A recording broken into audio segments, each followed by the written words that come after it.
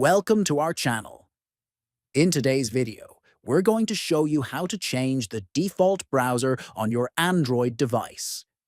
If you've recently installed a new browser and wanted to open links automatically, this step-by-step guide will help you set it as your default browser easily.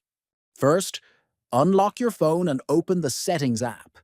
Next, scroll down and tap on App Management, Applications, or Apps and Notifications, depending on your device model. Now look for an option called Default Apps and tap on it. Within the Default Apps menu, find and tap on Browser App. You'll now see a list of all browsers installed on your device. This can include Chrome, Opera GX, and others.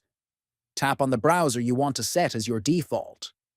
Once selected, your phone will use this browser to open any links by default from now on.